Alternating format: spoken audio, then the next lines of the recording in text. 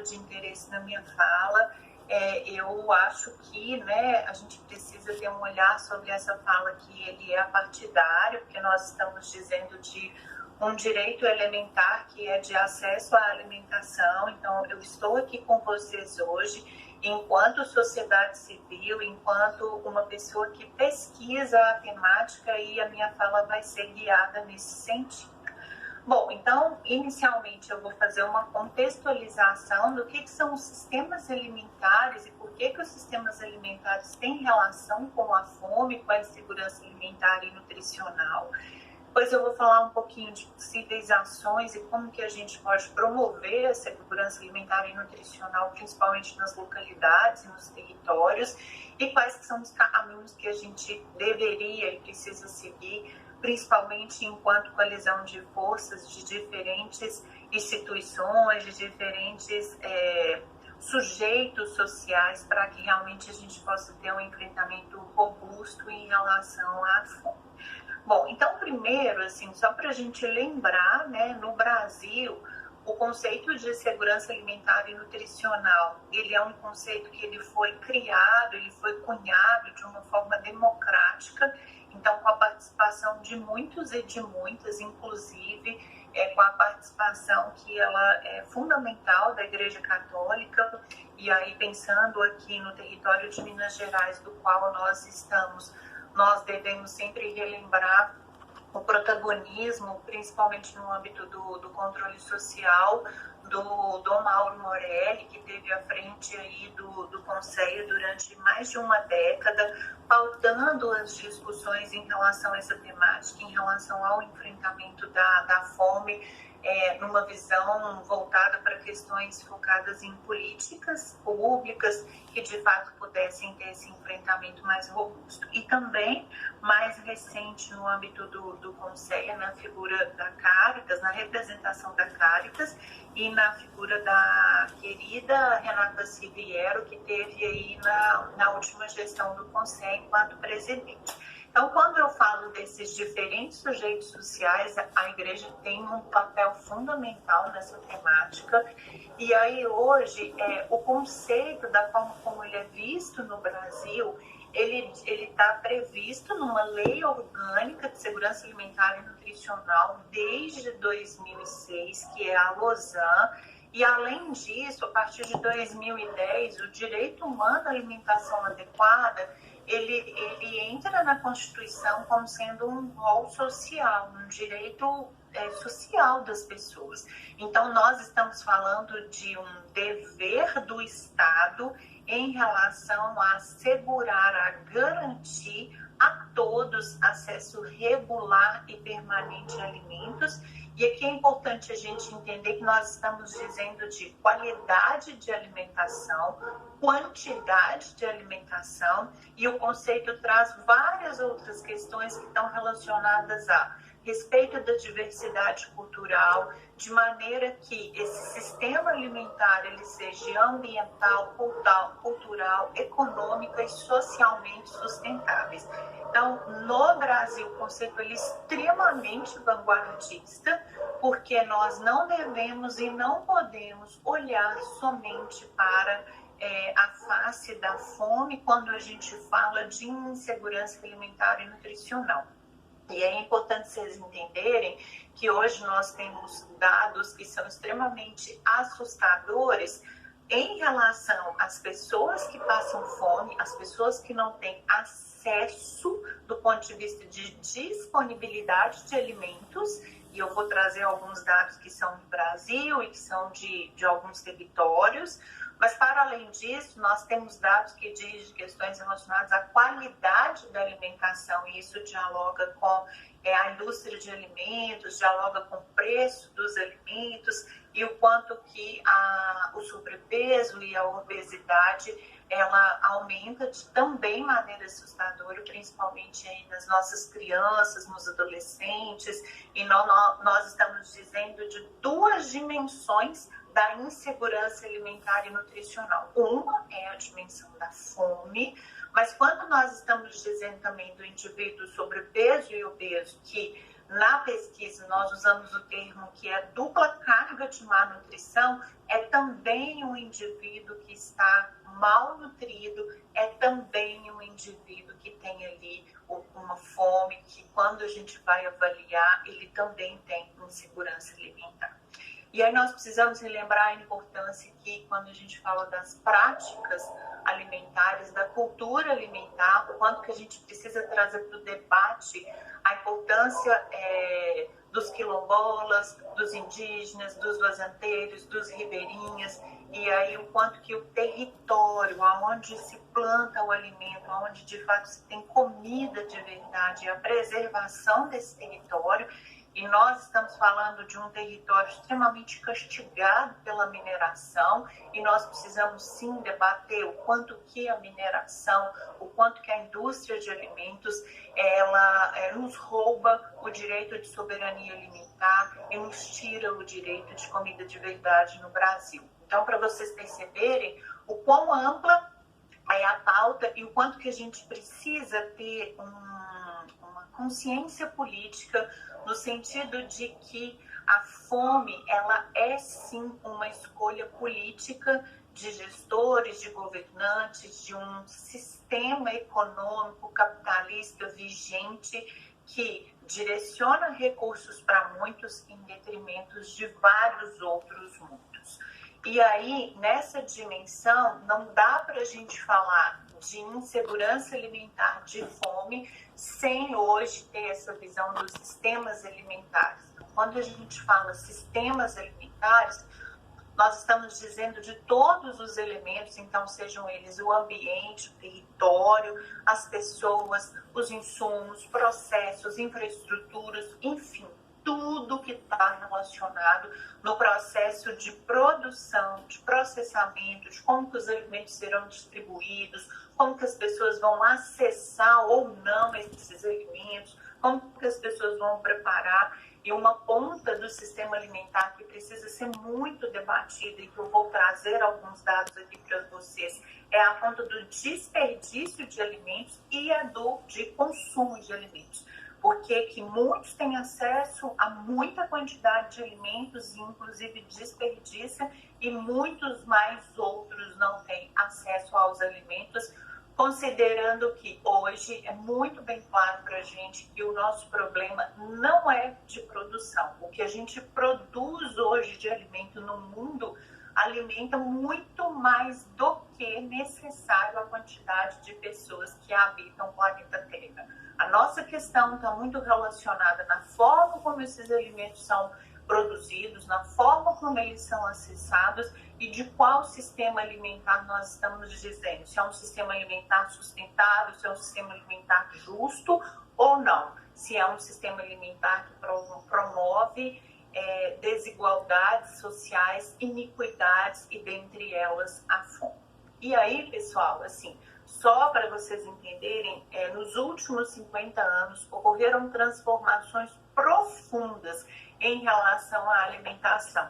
Então, quando nós estamos falando de alimentação, nós estamos dizendo de um fenômeno que é social, nós não podemos e não devemos nos esquecer disso. E aí, com isso, nos últimos 50 anos, o que a gente vem observando? Como eu disse há pouco, o nosso problema não é de produção de alimentos, então nós temos alimentos suficientes para alimentar as pessoas. Uma industrialização da comida, e junto com essa questão dessa industrialização, o aumento de consumo de alimentos ultraprocessados, alimentos que não são saudáveis, os alimentos industrializados, aumento de resíduo plástico, porque toda vez que eu compro um pão de forma, compro um biscoito industrializado, compro alguma coisa empacotado dessa indústria de alimentos, eu vou gerar um resíduo plástico. Um aumento assustador em relação ao desperdício de alimentos. Nós precisamos debater essa temática no âmbito do Brasil, porque o Brasil ainda tem uma cultura da abundância, e aí da abundância do alimento, da abundância da água, mas que isso também contribui para esse processo de insegurança alimentar e nutricional. E, para além disso, redução do consumo de alimentos regionais e redução do consumo de comida de verdade. verduras, frutas e leguminosas.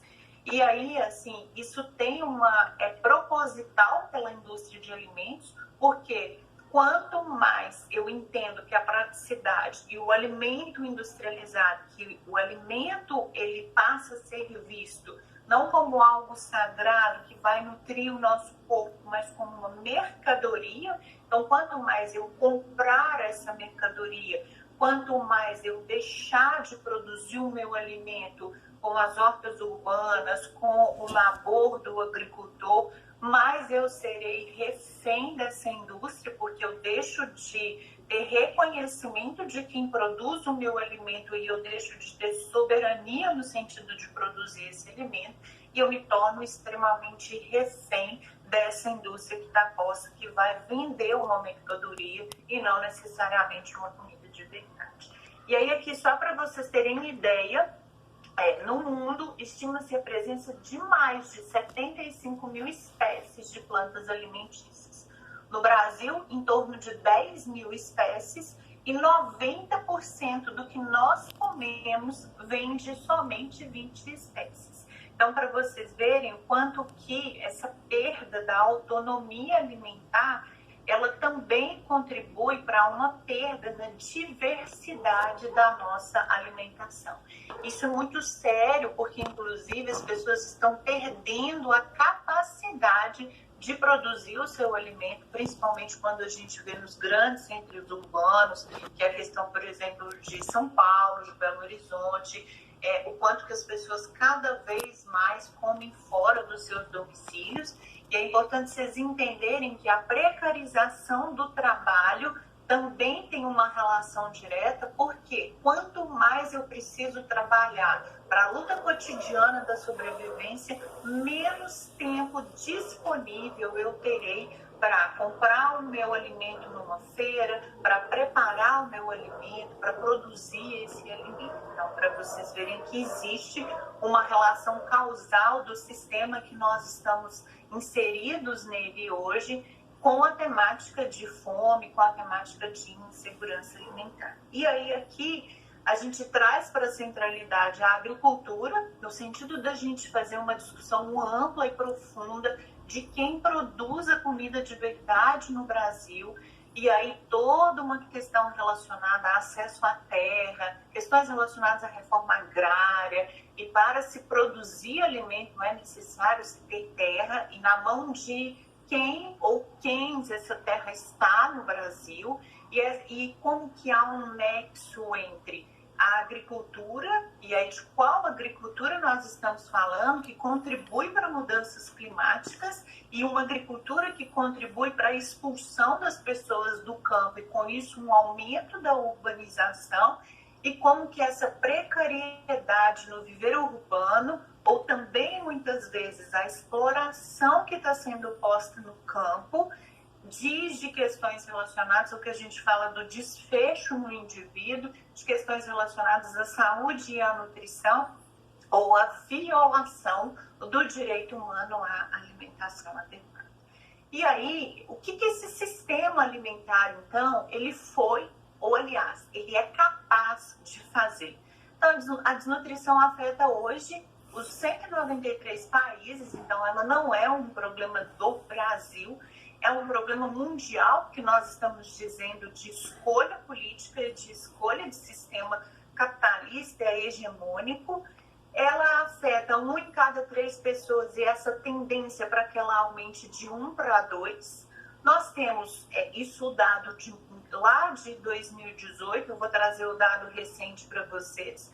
Em 2018, então gravem essa informação, porque a pandemia ela acelerou um processo em curso, 800 milhões de pessoas famintas, 2 bilhões de pessoas com deficiências de micronutrientes, e aqui é importante a gente entender que se nós estamos falando de fome e insegurança alimentar em crianças, principalmente nos menores de 5 anos, nós estamos dizendo de risco de comprometimento cognitivo, risco de comprometimento de desenvolvimento, desenvolvimento de crescimento, e nós estamos dizendo de um comprometimento geracional, porque situações que elas são irreversíveis. Então, uma vez que uma criança, um pequenino, ele tem comprometimento na sua capacidade cognitiva, isso é irreversível. E como eu disse, a outra face da insegurança alimentar, 2,9 bilhões de pessoas em 2018 com sobrepeso ou obesos. E aí aqui um gráfico da FAO de 2020 mostrando para gente que houve um aumento no mundo, esse dado é mundial, então para vocês verem que o problema não é somente do Brasil, e aí para vocês entenderem a magnitude desse problema. Então até mais ou menos 2012 a gente tinha ali uma desaceleração da curva no sentido de uma diminuição do número de pessoas que passavam fome, e aí essa curva volta a acelerar a partir de 2014, e com a pandemia que nos assola em 2020, a gente tem de novo uma aceleração, e uma aceleração significativa, com dados aí muito ruins até 2030, mostrando para a gente que a gente está num período aí de um risco muito maior em relação a pessoas desnutridas ou em insegurança alimentar grave. Bom, e aí vamos trazer então o dado para o Brasil. Vamos entender essa realidade do Brasil. Essa pesquisa, ela foi feita, assim como a gente tem a pesquisa da rede Pensan. Eu quis trazer os dados dessa pesquisa porque ela traz questões relacionadas ao consumo alimentar, tá? Ela é uma pesquisa que foi feita num consórcio aí de diferentes pesquisadores da Universidade Federal de Minas Gerais, da Universidade Frei de Berlim. Quem conduziu a pesquisa foi a professora Renata Mota, com pesquisadores da Universidade de Brasília. E aí o intuito era entender em 2020, no primeiro ano de pandemia, qual que era o dado de insegurança alimentar. Então, para vocês verem que a gente tinha lá, a cada 10 brasileiros, 6 estavam em algum nível de insegurança alimentar. E aí é importante vocês entenderem o que significa insegurança alimentar leve, moderada e grave. Quando a gente fala de insegurança alimentar leve, nós estamos dizendo daquele indivíduo que tem alguma preocupação que no final do mês ele não tem acesso ao alimento, e isso já é caracterizado como uma violação do direito humano à alimentação adequada. Quando nós estamos falando aqui de uma insegurança alimentar moderada, nós estamos dizendo do indivíduo que tem algum comprometimento do ponto de vista de quantidade ou de qualidade na sua alimentação. E aí, quando a gente vem para o dado de insegurança alimentar grave, é a violação máxima do direito humano à alimentação adequada, que é o indivíduo em situação de fome. E aí é importante a gente lembrar que marcadores como gênero, raça, cor, renda, contextos regionais, territoriais, determinadas características domiciliares levam os indivíduos a uma maior suscetibilidade de insegurança alimentar. Então, aqui, pessoal, a insegurança alimentar tem endereço, sim, e ela se torna cada vez pior dependendo desses marcadores. E aqui, considerando essas desigualdades, o dado da desigualdade regional, ele já é muito falado, em todas as pesquisas, a gente sempre vê que a região Nordeste, assim como a região Norte, são as regiões mais castigadas em relação à questão de insegurança alimentar, porque está relacionada à questão de renda, questão de gênero, questão de raça. Bom, em relação à questão das áreas rurais, a pesquisa mostrou para a gente que a insegurança alimentar, paradoxalmente, ela foi maior nas áreas rurais, então mostrando que o impacto da indústria no sentido do agronegócio. Então, os indivíduos que estavam nas áreas rurais, eles tinham 75,2% de insegurança alimentar, e os que estavam nas áreas urbanas tinham 55,7%. Da mesma forma que na população parda ou na população negra, a insegurança alimentar aumenta nos lares que são chefiados pelas mulheres e naqueles lares onde a gente tem presença de crianças até 4 anos, como presença de adolescentes de 5 a 17 anos a gente tem um aumento que ele é considerável em relação à frequência de insegurança alimentar. E aí, em relação à questão da alimentação, então, isso que é importante também a gente entender, que antes da pandemia, os domicílios que estavam em algum grau de insegurança alimentar, eles já tinham um consumo irregular. Então, como eu disse, a pandemia não causou a questão da fome e da insegurança alimentar, isso já era um processo em curso, onde as pessoas comiam de forma inadequada carnes, e aí a carne aqui é uma frequência de 72,6%, hortaliças e legumes 67,2%, frutas 66,5% e queijo 62,5%. E com a pandemia, o que a gente percebe? Elas já tinham um consumo irregular e houve uma redução no consumo das carnes, das frutas, dos queijos, das hortaliças e dos legumes, sendo que aqui o impacto maior foi no consumo das carnes. E o ovo, e aí é fácil da gente entender, as pessoas tentam substituir, o ovo teve um aumento no seu consumo durante a pandemia de 18,8%. Bom, e aí, o que também a gente percebeu? Que durante a pandemia houve uma redução de 85% no consumo dos alimentos saudáveis. Então, um processo que ele já vinha em curso, ele tornou-se pior ainda, e é o momento que a gente vivencia hoje com os dados do segundo Vigisan, que aconteceu em 2022, mostrando aí que os dados do primeiro ano da pandemia para o segundo ano, eles pioram, aumentando o número de pessoas em situação de fome, de insegurança alimentar.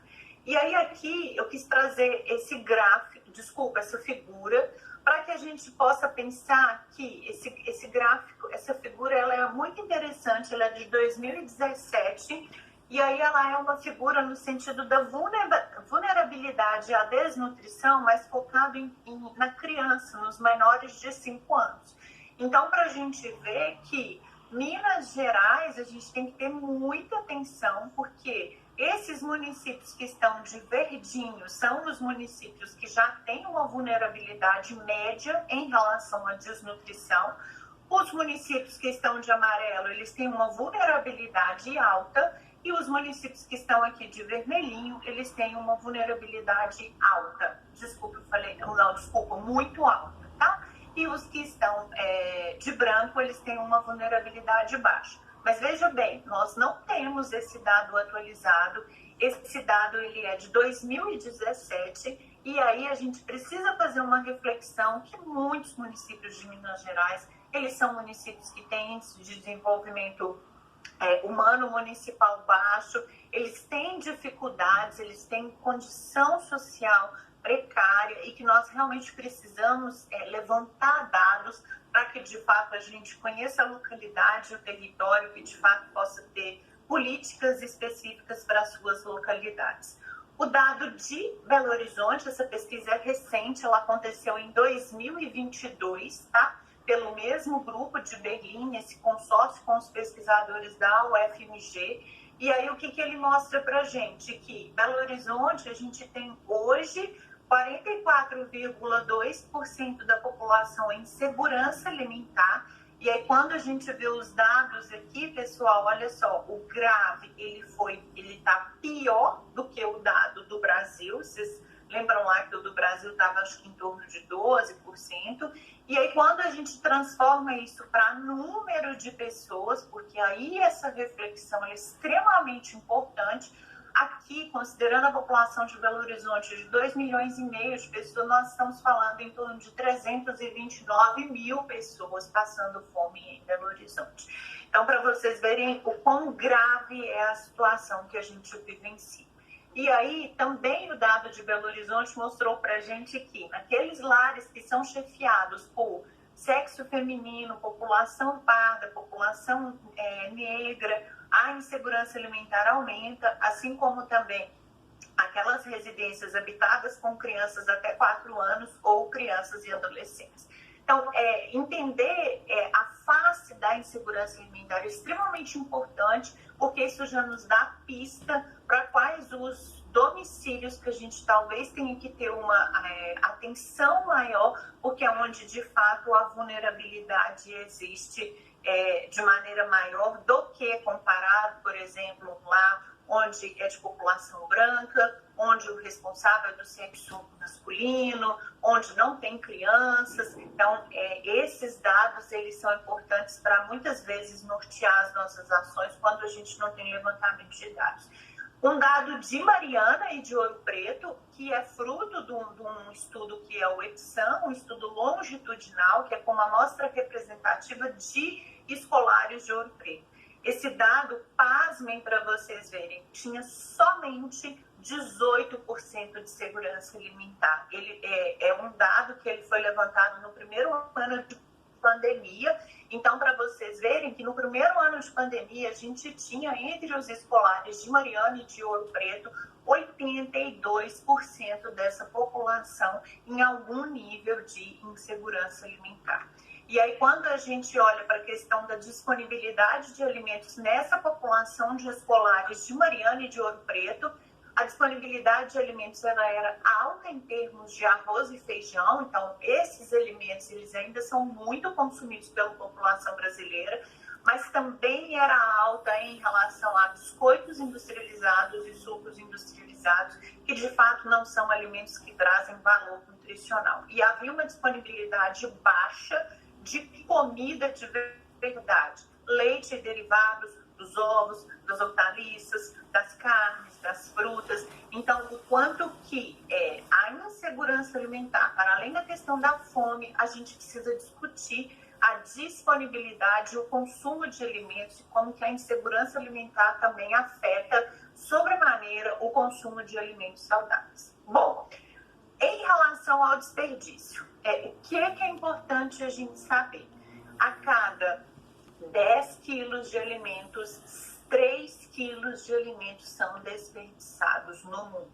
E aí esse dado, ele é um dado aí de 2020 e aqui ele é um dado do Brasil. Então é importante a gente entender onde o desperdício ocorre. Então a gente tem aqui 10% nos mercados e nas casas, 30% nas centrais de abastecimento, 50% no manuseio e no transporte e 10% aqui da colheita. E por dia se desperdiça 41 mil toneladas de alimentos que alimentariam 25 milhões de pessoas por dia, que representa 13% da população do Brasil. Basicamente, a gente alimentaria quase os 33 milhões de pessoas que passam fome no Brasil hoje. Por ano, são 15 milhões de toneladas desperdiçadas no Brasil, então esse dado é do Brasil, que alimentariam 9 bilhões de pessoas em um dia, ou toda a população do Brasil por 47 dias. Então, nós precisamos urgentemente trazer a pauta do desperdício para a discussão em relação à insegurança alimentar. E aí a gente tem um índice que ele é chamado de índice de desperdício dos alimentos, que apresenta esse número para a gente que é assustador de 2019. Foram 931 milhões de toneladas de alimentos desperdiçados, que isso representa 17% da população total de alimentos do mundo que foram para o lixo. Bom, e aí, qual que assim a gente deveria pensar ações em termos de promoção de alimentação, de segurança alimentar e nutricional? Meu tempo está terminando, eu vou rapidamente falar um pouco dessas ações, porque eu acho que a gente pode discutir. É pensar, pessoal, coalizões de forças. Então, nós precisamos pensar os agricultores, então, de qual alimento nós estamos falando. Então, nós precisamos sim discutir no Brasil de forma urgente produção de alimentos. Além dos agricultores, nós precisamos pensar o comércio, onde que a gente está acessando esses alimentos. Eu acesso esse alimento no supermercado, eu acesso esse alimento numa feira, que eu vou contribuir para a economia solidária, eu vou contribuir para a circulação de capital no município, eu vou contribuir para quem produz o alimento de verdade.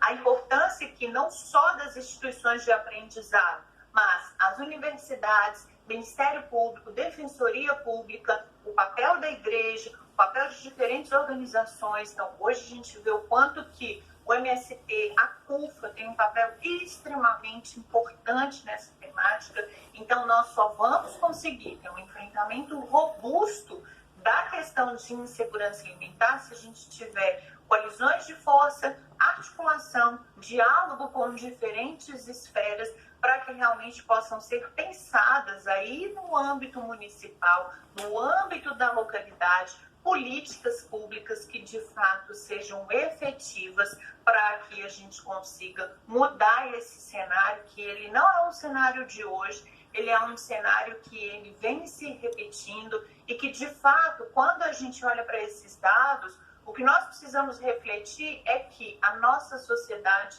deu e está dando muito errado e que nós somos co-responsáveis pelo que está acontecendo atualmente no mundo e que nós precisamos refletir qual é o nosso papel enquanto consciência política, qual é o nosso papel no sentido de ocupar determinados espaços e que a importância do controle social, porque somente com o controle social, somente com os conselhos, da forma como a democracia está posta no Brasil, de fato a sociedade civil consegue dialogar para estimular, para incentivar, para pensar, para monitorar, para acompanhar se as políticas estão existindo de formas efetivas e adequadas. E aí, isso assim, eu deixo para reflexão, para nossa discussão, para que realmente a gente consiga, não daqui 15 anos, estar novamente fazendo uma outra campanha em relação à fome, mas que a gente possa comemorar que nós somos capazes de avaliação. Então, nós precisamos saber na nossa localidade como que estão os dados. O sistema alimentar é sim um problema de saúde pública e ambiental. Ele é sim um problema de todos e somente com coalizão de forças, somente com mãos dadas, que nós vamos conseguir mudar esse momento. E aí, para a gente não esquecer, comer é um ato político. Então, eu preciso saber quem produz o meu alimento, de onde esse alimento está vindo, como que eu estou adquirindo esse alimento e para quem, de fato, eu vou colaborar por um sistema alimentar hegemônico que destrói a biodiversidade, que destrói a soberania alimentar, que retroalimenta o processo de insegurança alimentar, ou não. Eu vou contribuir para fomentar, para criar sistemas alimentares sustentáveis e justos, que é o caminho para que a gente tenha soberania alimentar no Brasil. Aqui estão os meus contatos, muito obrigada. Muito obrigado, Melissa, né? Foi uma excelente explanação que você faz a respeito da questão da fome, né?